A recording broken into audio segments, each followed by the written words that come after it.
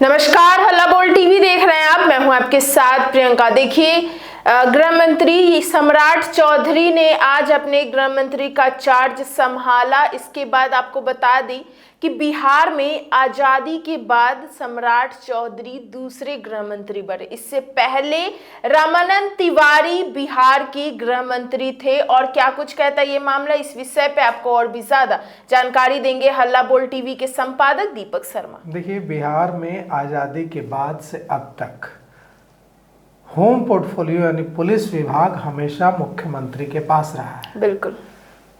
सम्राट चौधरी बिहार के इतिहास के दूसरे होम मिनिस्टर हैं। सम्राट चौधरी से पहले एक ही व्यक्ति बिहार में होम मिनिस्टर रहा है और उनका नाम है रामानंद तिवारी। वे इतने मशहूर हो गए थे क्योंकि उस समय पुलिस विभाग था। पुलिस विभाग कहा जाता था गृह विभाग को, होम पोर्टफोलियो को जी। तो पुलिस विभाग रामानंद तिवारी के पास था, इसलिए कई बार लोग उनको पुलिस तिवारी भी कहते थे। अच्छा। तो रामानंद तिवारी के बाद, मतलब अगर आजादी के बाद से अब तक देखें तो 1947 से 2025 तक के इतिहास में बिहार के इतिहास में सिर्फ 2 गृह मंत्री हुए हैं। एक रामानंद तिवारी और दूसरे सम्राट चौधरी। रामानंद तिवारी जब बने थे गृह मंत्री, उसके 58 साल बाद यह सम्राट चौधरी को जिम्मेवारी मिली है, 58 इयर्स के बाद जी। तो रामानंद तिवारी को किन परिस्थितियों में जिम्मेवारी मिली थी और सम्राट चौधरी और रामानंद तिवारी की चुनौतियों में क्या अंतर है, कैसे होगा, इस बारे में हम आपको जानकारी देंगे। रामानंद तिवारी प्रख्यात समाजवादी नेता के रूप में जाने जाते हैं और 1967 में 1967 में जी।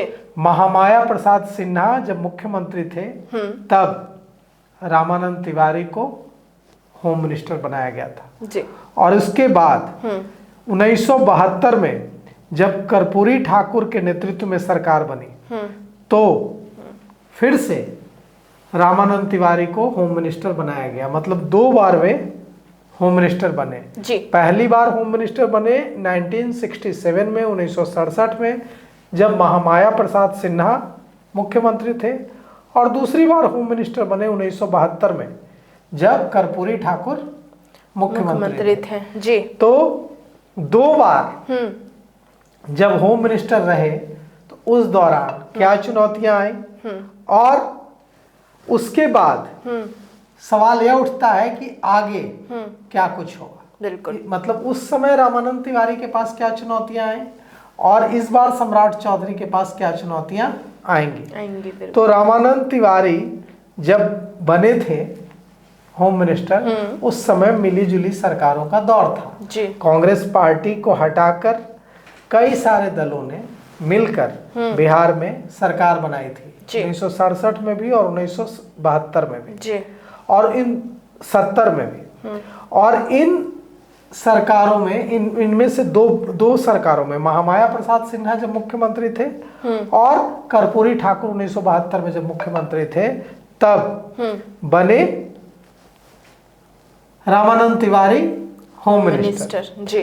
उस दौरान कई बार पुलिस पर कंट्रोल को लेकर, पुलिस से जुड़े निर्णय को लेकर मुख्यमंत्री और होम मिनिस्टर के बीच तनाव की खबरें आती थी जी।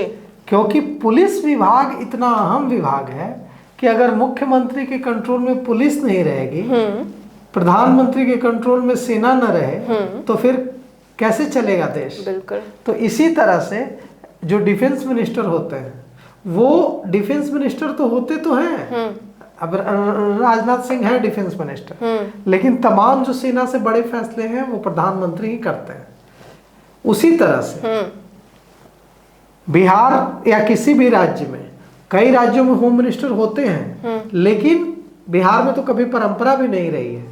तो पुलिस महकमे को लेकर, पुलिस महकमा से जुड़े महत्वपूर्ण निर्णयों को लेकर, जो ऑपरेशन चलाने को लेकर कई बार जो जिस तरह से वहां टकराव हो सकता है गठबंधन की सरकारों में, केंद्र में, उसी तरह से यहाँ बिहार में भी पुलिस विभाग जब नहीं है मुख्यमंत्री नीतीश कुमार के पास, तो यहाँ भी टकराव हो सकता है जी।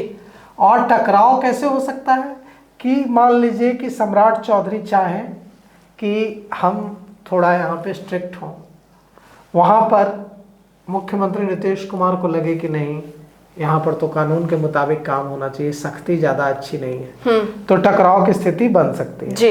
रामानंद तिवारी के जब जो एकमात्र सम्राट चौधरी से पहले के गृह मंत्री, एकमात्र गृह मंत्री बिहार के रहे हैं, जब वे गृह मंत्री थे, पुलिस मंत्री थे, उस दौरान उनकी और मुख्यमंत्री के भी टकराव की खबरें आती थी। अच्छा। कि वे कुछ दूसरी दिशा में पुलिस को काम कराना चाहते हैं, मुख्यमंत्री दूसरी दिशा में चाहते हैं। अब रामानंद तिवारी के बारे में हम लोग थोड़ा बताते हैं और उसके बाद रामानंद तिवारी का मिजाज क्या था, क्यों टकराव होता था, और सम्राट चौधरी का क्या मिजाज है, कैसे टकराव हो सकता है। रामानंद तिवारी पुलिस में सिपाही थे, अंग्रेजों की पुलिस में। अच्छा। और बाद में उन्होंने विद्रोह कर दिया था। शाहाबाद भोजपुर के रामडेहरा गांव में उनका जन्म हुआ था जी। उन्होंने ज़्यादा पढ़ाई लिखाई नहीं की थी, प्राथमिक कक्षा तक ही, 4वीं 5वीं तक पढ़े हुए थे। बाद में पुलिस में, अंग्रेजों की पुलिस में सिपाही हो गए जी। और बाद में जब स्वतंत्रता संग्राम बढ़ा आगे, तो अंग्रेजों के खिलाफ ही बगावत का ऐलान कर दिया। इसके बाद उन्हें नौकरी से निकाल दिया गया, गिरफ्तार करके जेल में डाल दिया गया। वहाँ उनकी मुलाकात जयप्रकाश नारायण से हुई और वे समाजवादी हो गए। उसके बाद भारत आज़ाद हुआ, वे रामानंद तिवारी राजनीति में आए, चुनाव लड़े, चुनाव जीते और इस तरह से रामानंद तिवारी नेता बन गए। जब सरकार बनी 1967 में और 1972 में 2 बार वे गृह मंत्री बने। अब कहा जाता है कि जब वे गृह मंत्री बने तो उनका पुलिस प्रेम दिखने लगा साफ साफ, क्योंकि खुद वो एक सिपाही रहे थे जी। और जो व्यक्ति खुद सिपाही रहा है वही होम मिनिस्टर बन गया है। तो जब पहले उन्होंने बिहार पुलिस और बिहार जेल मेंस एसोसिएशन के अध्यक्ष रहे थे। अच्छा। और जब वे गृह मंत्री बने तो बिहार पुलिस एसोसिएशन और जेल मेंस एसोसिएशन को मान्यता भी दिलवाई। तो पुलिस को लेकर उनके मन में एक प्रेम रहता था। अच्छा। वो खुद सिपाही रहे थे, तो उनको लगता था कि मतलब, और उन पर यह आरोप लगता था कि वे पुलिस को कुछ ज़्यादा ही छूट दे देते हैं। अच्छा। और इस कर्पूरी ठाकुर मुख्यमंत्री थे उस समय, और दूसरे जो मंत्री थे वो इसका विरोध करते थे कि नहीं, पुलिस के हाथ इतने नहीं खुले होने चाहिए। कि पुलिस का काम क्या है? पुलिस का काम है जुल्म को रोकना। बिल्कुल। और अगर पुलिस के हाथ ज़्यादा खोल दिए जाए तो क्या होगा? पुलिस ही जुल्म करने लगेगी। पुलिस का काम अपराध रोकना है। अगर पुलिस को ज़्यादा फ्रीडम दे दिया जाए, ज़्यादा आज़ादी दे दी जाए, सिपाहियों को गोली चलाने की इजाज़त दे दी जाए तो क्या होगा? लाठी चलाने की इजाज़त दे दी जाए तो क्या होगा? पुलिस ही जनता के लिए परेशानी का सबब बन जाए जी। तो रामानंद तिवारी पर भी आरोप लगता था कि वे पुलिस गृह मंत्री रहते हुए पुलिस को ज़्यादा छूट देने में विश्वास रखते हैं जी। यह आरोप सम्राट चौधरी पर भी लग सकता है। बिल्कुल। जो आरोप लगा था रामानंद तिवारी पर, क्योंकि भारतीय जनता पार्टी का मॉडल जो है वो, जैसा कि आज ऐलान किया है सम्राट चौधरी ने कि 400 माफियाओं की लिस्ट तैयार है, बुलडोजर तैयार है जी, हम एक्शन लेंगे। तो इससे पहले कभी हुआ था ऐसा क्या? इससे पहले कभी ऐसा नहीं हुआ। बस इतनी बात होती थी सरकार बनने के बाद कि अपराध नहीं होगा, लेकिन कभी ऐसा ऐलान नहीं किया गया था कि बुलडोजर तैयार है, कभी ऐसा ऐलान नहीं किया गया था कि माफियाओं की लिस्ट तैयार है। तो हुआ बहुत कुछ है। नीतीश कुमार के राज में अपराधियों के खिलाफ जितने अभियान चले हैं उतने तो शायद ही किसी राज्य में चले हो, लेकिन दोनों का तरीका बिल्कुल अलग है। मतलब भाजपा शासित राज्यों में पुलिस जिस तरह से काम, जैसे योगी आदित्यनाथ का उदाहरण लें, जिस तरह से यूपी में उन्होंने किया, वैसा कभी बिहार में नहीं हुआ। पुलिस को उस तरह से काम करते हुए बिहार में कभी नहीं देखा गया। और यूपी में जितना क्राइम कंट्रोल हुआ, जब अगर हम 2005 में देखें, जब नीतीश कुमार बिहार के मुख्यमंत्री बने थे, तो बिहार में जो हालात थे, जितना क्राइम की बाढ़ थी, जितना रंगदारी अपहरण उद्योग चल रहा था, नीतीश कुमार के राज में यूपी से कई गुना बेहतर काम हुआ है। तो और वो भी बिना कानून तोड़े, सुशासन के तरीके से जी। तो अब सम्राट चौधरी पर ये बड़ी चुनौती होगी, क्योंकि सम्राट चौधरी के पास जो अधिकार हैं वो भी पूरे नहीं हैं जी। बिल्कुल, वो एसपी का ट्रांसफर नहीं कर सकते जी। आईपीएस अधिकारी एसपी, आईजी, डीआईजी का ट्रांसफर नहीं कर सकते। बिल्कुल, उन पर कार्रवाई नहीं कर सकते, एक्शन नहीं ले सकते, उन पर किसी तरह की अनुशासनात्मक कार्रवाई नहीं कर सकते।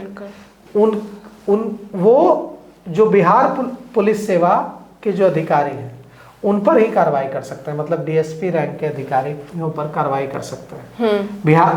बिहार पुलिस सेवा, भारतीय पुलिस सेवा के अधिकारियों पर कार्रवाई नहीं कर सकते जी। तो ये भी एक बड़ी दिक्कत आएगी।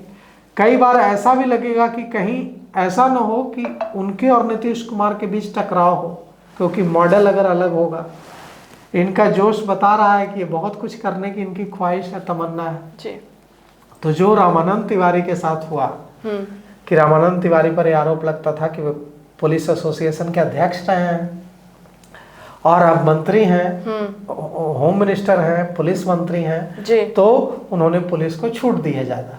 यह आरोप सम्राट चौधरी पर न लगे, उनका इसको लेकर कर्पूरी ठाकुर से भी टकराव हुआ है।